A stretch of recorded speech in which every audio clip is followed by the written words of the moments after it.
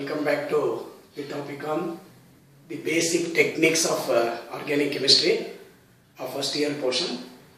Now in the previous video we have seen some methods of purification like the crystallization, fractional crystallization, then simple distillation, steam distillation. Now let us go for one more method, that is called as the fractional distillation under reduced pressure. Distillation under reduced pressure. Reduced pressure. So again, we just remember the definition for the boiling point.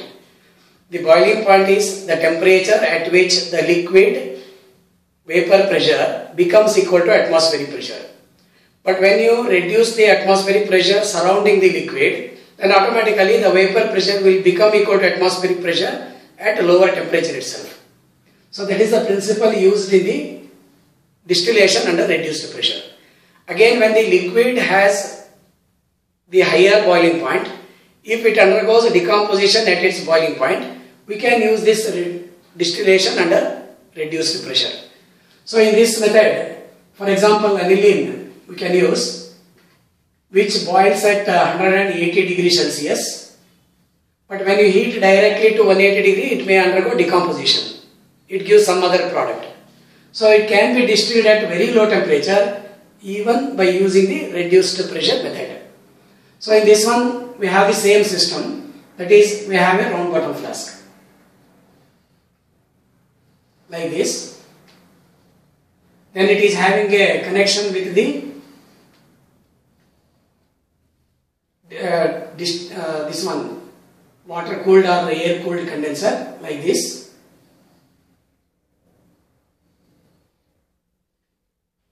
This is water cooled condenser I am connecting with.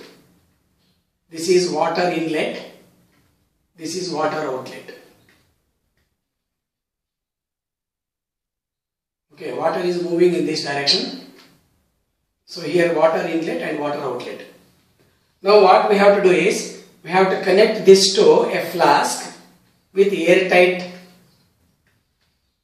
flask, which is also having a side tube like this. And this is connected to vacuum pump. We can use some pumps to remove the air inside. When air inside this one is removed, automatically pressure will be reduced. This will reduce the pressure inside this flask once it is closed. So here we have a thermometer like this, and this is the flask which is heated with a burner. So when this liquid is heated by using this burner, and if you switch on this vacuum pump, automatically air inside this flask will be reduced. Automatically air inside this flask also gets reduced. Then automatically the atmospheric pressure will be reduced. So the liquid will boil at a lower temperature under this vacuum or under reduced pressure conditions. Say for example, if you take aniline, it boils at 180 degrees Celsius at normal pressure, at normal atmospheric pressure of 760 millimeters. So this is the boiling point at 760 millimeters of pressure, mercury.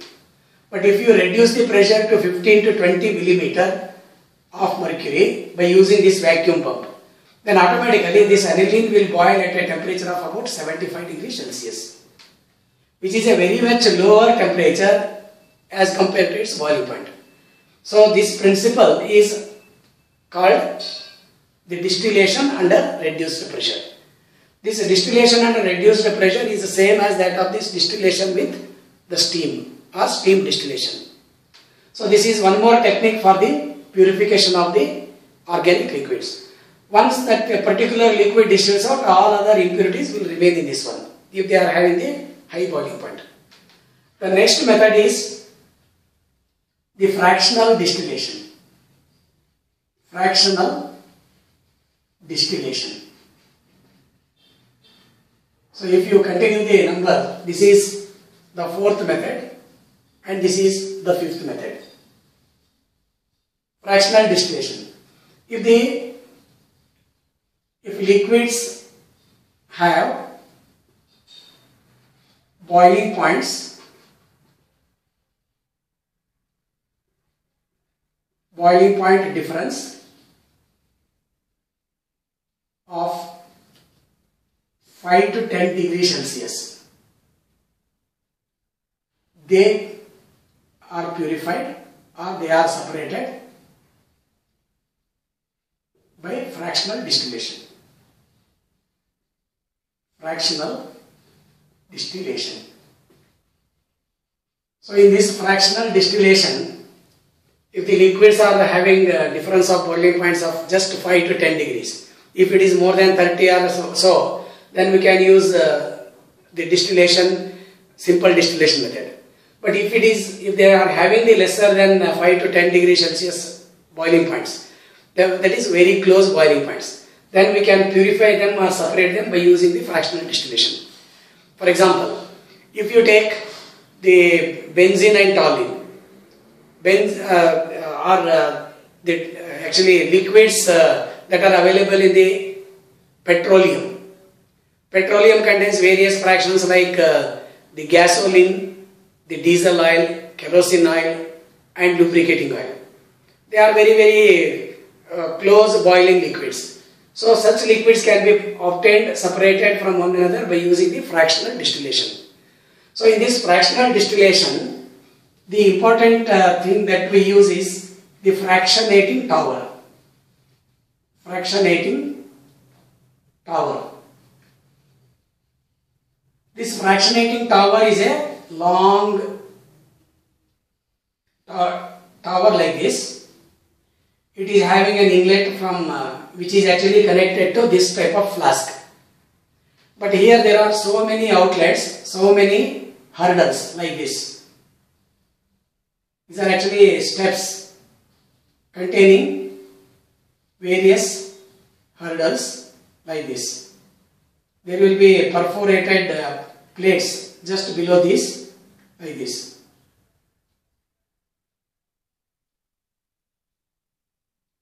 Like this.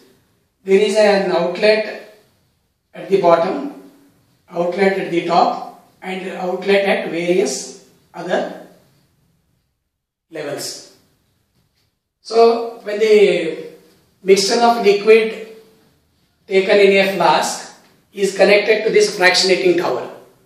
Just imagine, here we are connecting the fractionating tower. Then when the liquid is heated, automatically vapors enter into this fractionating tower. When they go up, they are cooled by the air. Again the liquid will come down. That liquid coming down will be heated with the vapor that is entering here again. So this process continues. Distillation, condensation. Distillation, condensation will take place. The one liquid having the lower boiling point will come out at this place. So this is very low boiling. Very low boiling.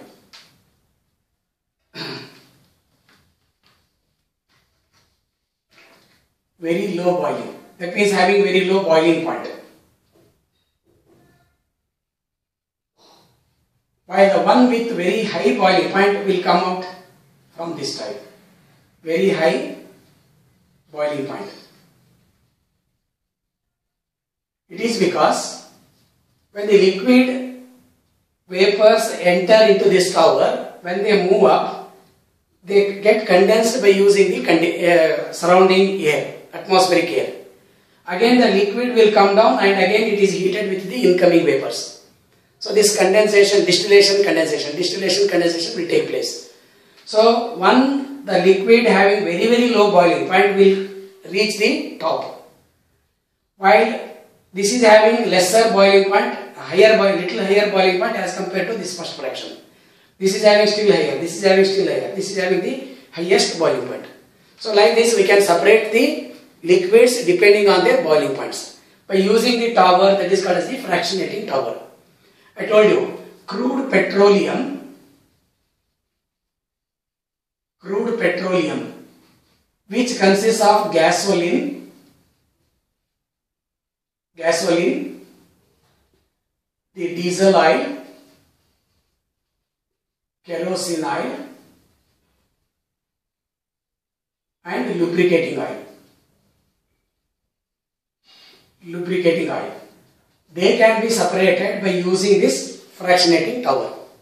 So it is among all these, kerosene is having the lower boiling point. So we get this kerosene at the top. Lubricating oil is having the highest boiling point. That's why it is obtained at the bottom of the fractionating tower. So these are the other methods for the purification of the liquids. There is one more method for the purification of the solid, in which the substance or the solid undergoes sublimation. Sublimation is nothing but direct conversion of a solid into liquid, solid into a gas. So the next technique that we can write is the sublimation. Sublimation. So the process of conversion of solid directly to gas is called sublimation.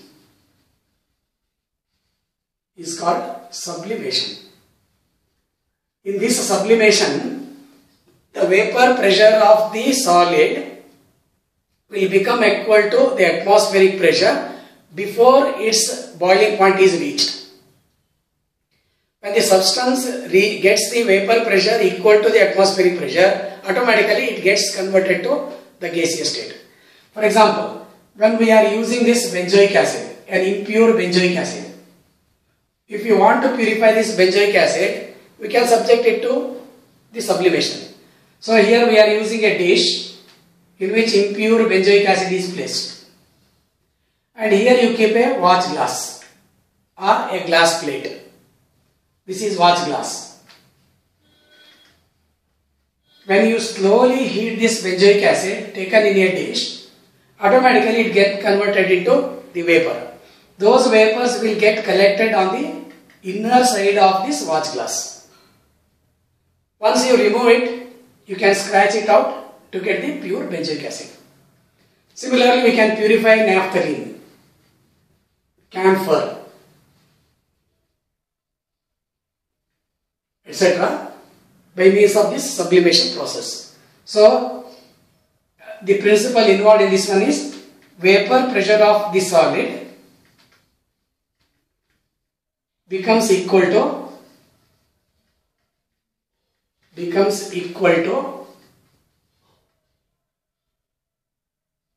the atmospheric pressure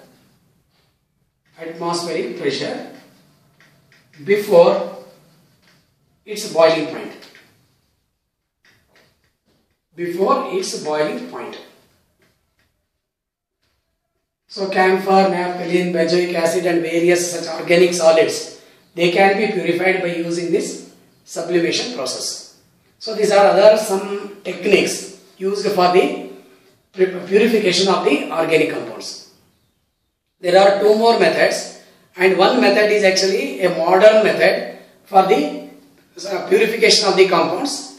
Even if the compound is available to a very, very small extent, we can effectively separate them or isolate them from the other compounds.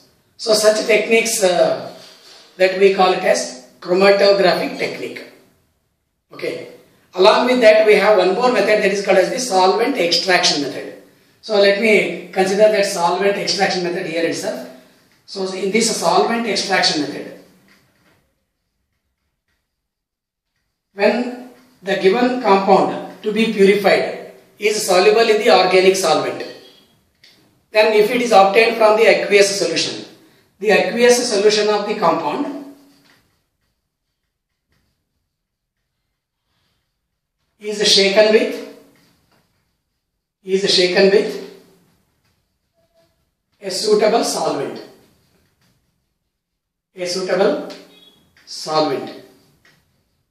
This we have to select, the solvent we have to select in such a way that only that organic compound dissolves in the solvent and this solvent should not be miscible with the water. Then the organic compound dissolves in the solvent, which can be separated from the aqueous solution, which contain impurity. So from that solvent, after evaporating the solvent, we will get the pure compound. Okay. So this is about the solvent extraction method. Usual solvent that we used for the extraction of organic compounds are either ether or alcohol, benzene, toluene, etc. But alcohol cannot be used because it is soluble with water or miscible with water. We can use benzene, toluene, or even ether also. So such compounds which are immiscible with water can be used as the solvents. In the next video, we will discuss about the chromatography.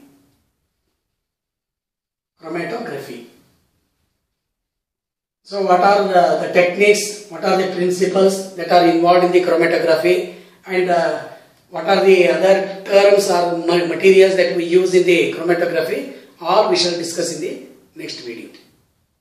Thank you.